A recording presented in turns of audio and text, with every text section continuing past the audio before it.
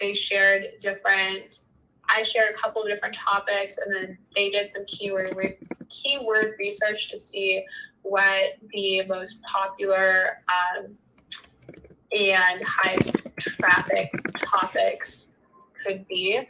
And then that is essentially how we wrote all 3 of the books. So smart. Love that. And we'll make sure.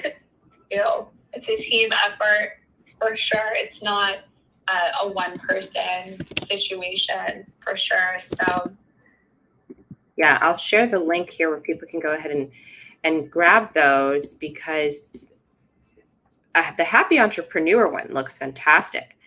And then, from depression to joy, that's fantastic. Medical cannabis and mental health. I mean, I love that. I'm also very into the cannabis. I like to dabble in the research that's been coming out with the CBD as well. My family's very involved in that. We're farmers with hemp. And so I remember you had posted a video about this topic, and I just found that really interesting that you're just so open to all of these different concepts when it comes to mental health. Oh yeah, because the thing is not everything is for everyone. So I think it's important to have an open mind, to be open to different types of research to see. And one of the things that I've, previously shared with patients and with my team is that it's not a clinically appropriate fit for every single patient. There's certain conditions where it seems to be the most effective in certain situations. So someone is considered treatment resistant. So if they've been in therapy for a long time and they've been on medications for a long time, and it appears that their symptoms haven't gone down, they have certain conditions, for instance, PTSD or generalized anxiety disorder, they could be a good fit to have in conjunction with online therapy. So it really depends what is happening with the client. It can be a really effective thing to have incorporated into treatment. And so in medical cannabis and mental health, I just talk more about the specific conditions that can benefit from having medical cannabis incorporated into the treatment, essentially. Fantastic. Very interesting. Definitely would love to learn more. Share with me anything that you have on that. What are some of the biggest mental health issues that are facing our world today? There's so many. Oh yeah. So anxiety is a really big problem, especially in the United States. I believe it's about 17% of the population has some type of anxiety condition. So, and COVID obviously hasn't helped with that. So anxiety is a big challenge. Depression, especially during certain times of the year, during the winter months and the fall months, can be a really big issue as well.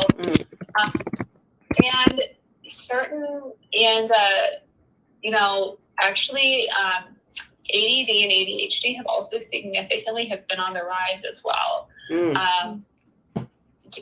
to a lot of different factors, a lot of it being environmental. So there's a lot of different conditions and challenges that have been on the rise lately, and I'd say the number one is definitely generalized anxiety disorder or some type of anxiety. If you guys are out there, you have questions for Sara, I want to encourage you to chime in. Send her a DM if you don't feel comfortable. She's shared very openly. We did get a question in the chat, if you could explain the backstory on your book, From Depression to Joy. Oh yeah, absolutely. So Depression to Joy is a guide for parents to help to support their teens with depression. So it's very specific. And the backstory behind that was, I mentioned earlier, I had a lot of challenges when I was younger, and it was really depression that brought me into therapy. And by that point in time, I was a teenager. And so it was really important to me that, I wrote this book to give back and to put together a guide for parents and also teens, because many times parents don't know what to do. Mm-hmm. You have to consider generational differences. Certain generations were not exposed to mental health as a concern. And so many times certain parents of certain generations just don't know what to do, or they're just very overwhelmed. And so that's why I put this guide together, because so much of because there are certain protective factors, which basically means protective factors are things in place that could provide additional psychological well-being or safety to someone. And one of those factors is your social support and your primary family that's around you. And so if we can get your family and your primary social supports to be supportive of your treatment and supportive of your journey in healing from depression and addressing it and working on reducing your symptoms, the likelihood of you feeling better goes up a lot. And when someone is really depressed, doing things is very difficult. If anyone's ever experienced depression, sometimes even just getting out of bed or showering or, getting yourself ready can be very, you have to hype yourself up and motivate yourself in order to do so. And so that's why I wrote this for the parents, because many times the parents may not be experiencing depression. And so if they're learning about this from a different evidence-based point of view, they have a blueprint and a guide for how they can be supportive in their daughter or sons or child's healing journey, and help to increase the likelihood of them getting better, essentially. Absolutely. 100%. And also being in Miami, I've had some conversations with friends that in some cultures, it doesn't even, if you're sad or depressed, it's not discussed. And so there are a lot of different factors here as well. I think that, this guide is fantastic. Definitely parents out there should check it out. And I want to introduce you to a colleague of mine at Guardian Lane. They're doing some interesting work around grief specifically, but I think some of this content would apply to what they're looking for. Where would you say some of the mental health treatments that we have, are falling short? That's a really great question. I would say certain treatments that have been around for a long time that are not evidence-based, categorically, those are absolutely, in my clinical opinion, the probability of them falling short is really high. So I'm a very database research back kind of gal. So I like things that are not effective, and I really don't like to promote things, at Makin Wellness or anywhere that, I know actually aren't effective. So if someone is in counseling and their therapist is not trained or certified in how to use an evidence-based approach or an evidence-based method, then the probability of the treatment not helping with reducing their symptoms is quite high. So that is the biggest thing that comes to mind. And then the second thing is also called fidelity to treatment. So fidelity of the evidence-based practice. So if I'm trained in how to do cognitive behavioral therapy, but I don't actually do it in the way that it was designed, there's going to be a discrepancy. And so that's also quite important, that not only is the provider trained well in how to do it, but they're actually implementing it and executing it within the sessions with the client, and that the plan, the treatment plan, the treatment goals are also adjusted in a way where it's also all evidence-based, so it all flows together. Sometimes people say like, oh, I do, EMDR. However, they're not truly following the protocol of how it was designed. And so that's where supervision and ongoing training and development is super important. And not necessarily every therapist has access to that, or not every company is doing that on a regular basis. So training is very important to ensure that the therapists are truly doing a service that is going to help people, because you don't want to waste people's time with something that isn't actually working. And I think that sometimes people get discouraged from therapy because they see like one or two bad therapists, and then they generalize like, oh, they're all the same. I'm just going to talk about the same 4 things over and over again, rather than having like an actual treatment plan of like, what to do and what the biggest challenges are, and coming together with like objectives for like what specifically needs to be handled and addressed in order to like move forward. Yeah, and so at Makin Wellness, you guys, all of your therapists are trained in this and are getting the education ongoing, I would assume. They literally have unlimited clinical trainings that they can attend at any point in time, because it's all virtual. So they have a tremendous amount of support and multiple supervision groups a week, and then access to their colleagues and their supervisor and a clinical team lead. So they have a lot of support to be able to effectively provide and render this type of online counseling. And can you give our audience just a few quick takeaways, if somebody's out there watching this recording back, maybe that'll help them live a better life now? Yeah, absolutely. So if someone is listening, if you're listening and you're struggling, the number one piece of advice I would get is to get help. It is such a game changer.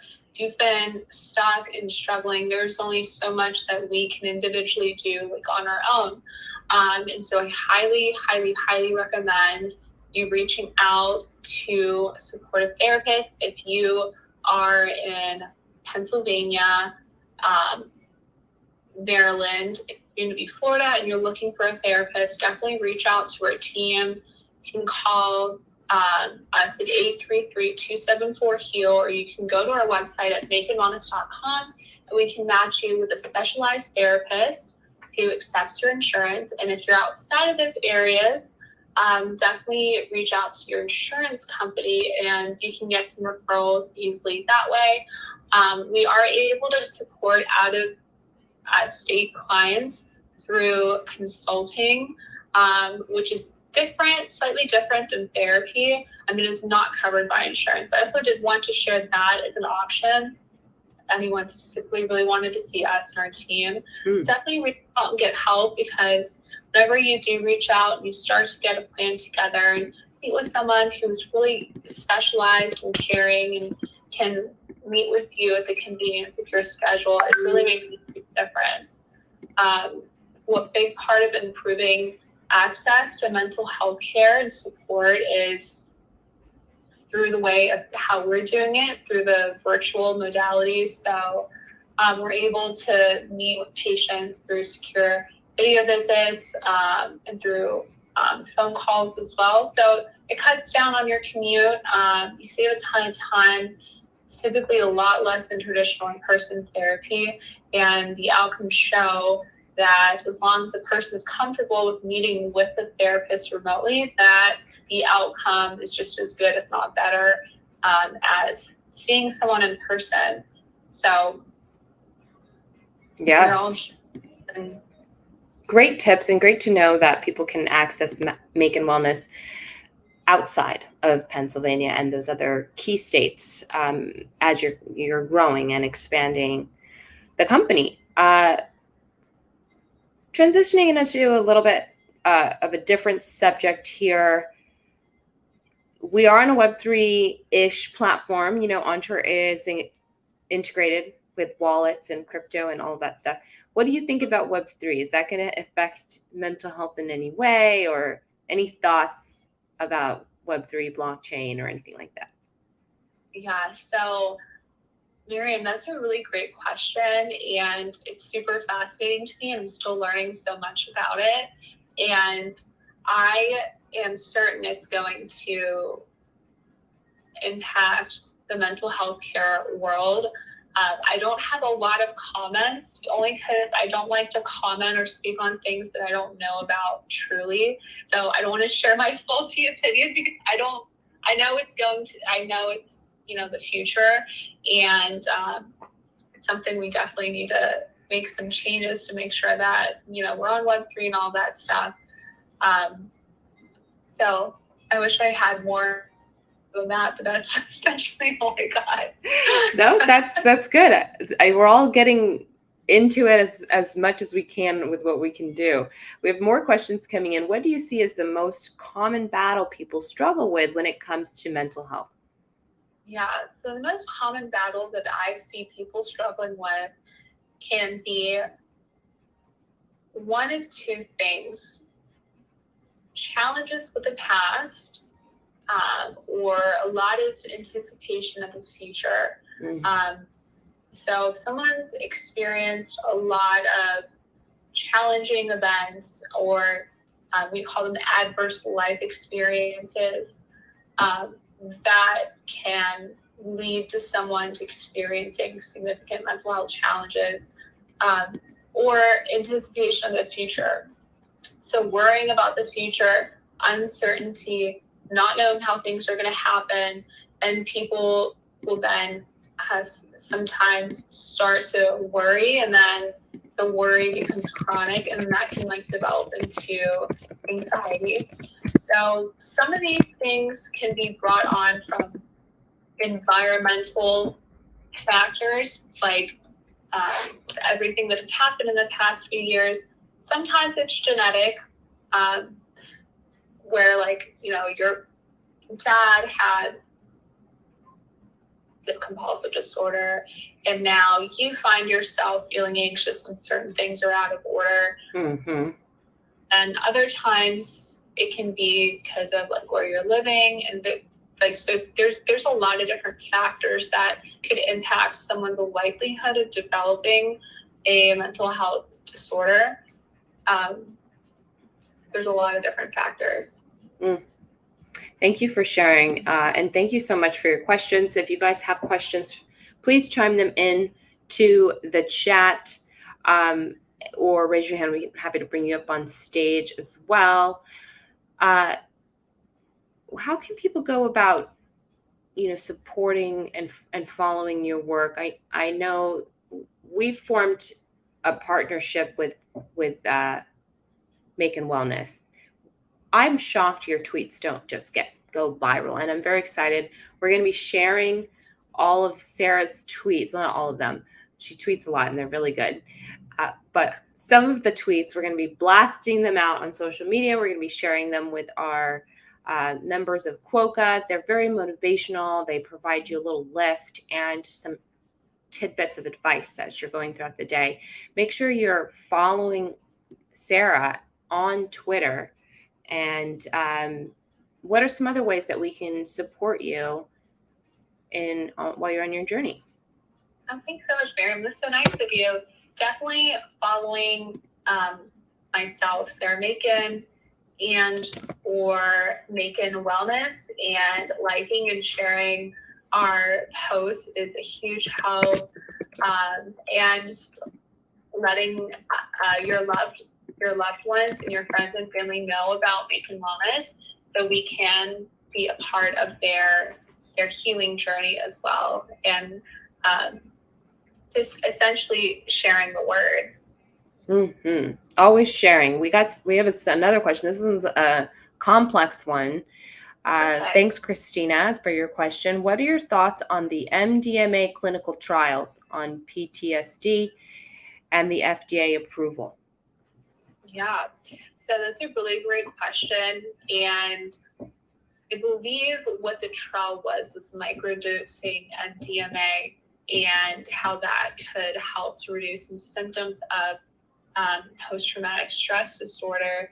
So I personally have not read the findings of those trials. I have heard about using MDMA for PTSD treatment, and I essentially have to learn a bit more about that before I do share about that. But it's definitely fascinating stuff, and I'll make sure to look into that prior to us connecting again, so I can share more thorough comment about it. And ultimately, like what I've mentioned before, whatever I support, whatever is effective. I'm not married to any type of treatment. If something comes out tomorrow that, certain medication management type, or, if psychedelics are more effective than what we're suggesting now, then we'll absolutely adjust what we're suggesting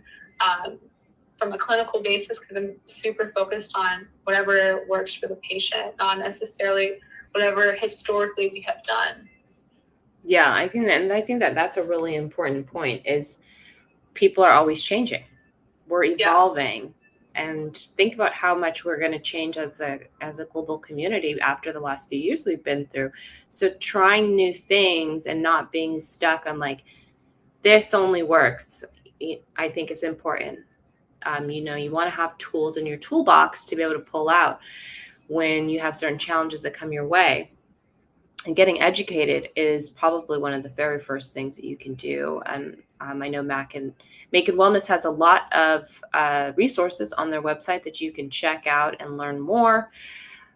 Personally, I'm more of like an all-natural type of medicine, type of person. I like serotonin is like one of the symbols that I go to a lot. So I think MDMA is made in a lab. So that probably, for me, I'm not speaking for Sara, but for me, things that are made in the lab, I don't know. I'm not saying they're not effective. I'm just saying I don't know about that. I don't know. That's, for me, I don't know how much I enjoy that. But, and then it's like, get businesses on it, and then they're like, I don't know, I guess we do sell coffee, and that is a drug too. So yeah, it is complex. It definitely is. And it definitely is. And, with anything that we ingest, like into our bodies, like if our kidneys and our livers do have to filter them out. And so it's like a cost benefit analysis of, is this, and again, we actually don't do any medication management. We only specialize in online therapy. So we have prescribers and partners that we refer to for certain cases where we think it's beneficial for them to have something in addition to online therapy. But there's definitely, cost benefit analysis. If someone's really struggling, or truly like a chemical imbalance, and they, tried a bunch of different things, they've made lifestyle changes, they're going outside, they're eating healthy, they're taking supplements, and sometimes it's not enough for certain patients, and so having additional options can definitely be good. Yeah, I'm curious to learn more about that as well, Christina. I have some time this evening. I'm probably going to be Googling that to try to find the research study. Yeah, Christina is on Entre. We've met her and chatted with her. I've chatted with her a few times. Great to see you, Christina. She says she's waiting on the results of the final stage 3 clinical trials too, but it's proving to be more effective than current meds, which is interesting. Thank you for sharing that. And thank you, Sara, for joining today, for all the work that you're doing to help improve access and get people support, mental health support that they need remotely, virtually, through their devices from the privacy of their own homes. It's really innovative, and I love to see that the company is growing. Make sure everyone out there give Sara a follow and support what her and her team are building at Makin Wellness. So thanks so much for the warm introduction and interview. This is so much fun, and I'm already looking forward to the next conversation that we have. So thanks so much for having me on. And if there's anything that I can support you with, Miriam, or anyone in our community here, definitely feel free to reach out to me. And I'm excited to be a resource for all of you. And thanks so much for having me. I love this community and Entre, and it's so much, it's just a joy and a privilege to be a part of. So thank you. Thank you. We'll talk to you soon. Have a good rest of your week. Thanks, you too. Thanks, everybody, for tuning in.